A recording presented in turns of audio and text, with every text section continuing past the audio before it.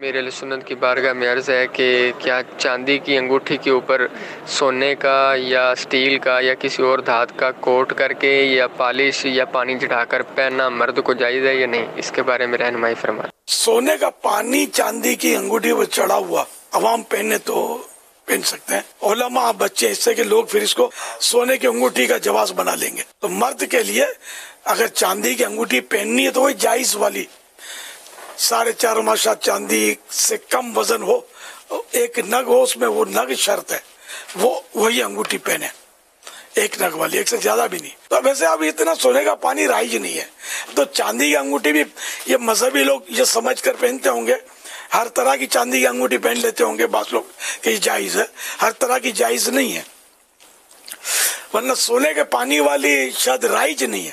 اب تو لوگ وہ پہنتے ہیں آرٹیفیشل انگوٹھیاں، اور وہ بھی جائز نہیں ہے مرد کے لیے، آرٹیفیشل دھات کی انگوٹھیاں، میٹل کی انگوٹھیاں۔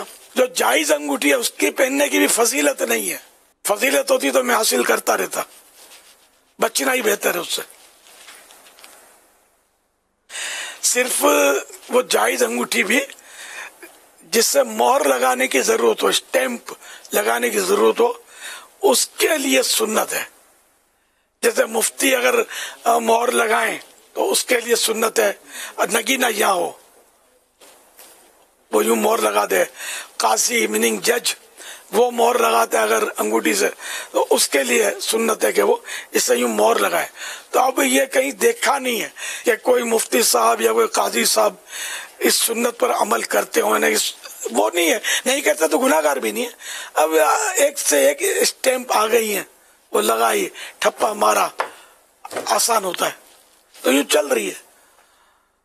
تو ایسی صورت میں یہ کہ قاضی یا مفتی صاحب کے لیے بھی وہ انگوٹھی جو جائز ہے، جائز تو ہے، پہننا بہتر نہیں ہے، جبکہ مہر والی نہیں ہے، ویسے ہی جیسے لوگوں میں رائج ہے، طرح طرح کے لوگ تو اس میں وہ بولتے ہیں کہ اس کا تعویذ ہے، تو اس میں اس کا تعویذ ہے، وہ بول رہے ہوتے ہیں، اور انگوٹھیاں بک رہی ہوتی ہیں۔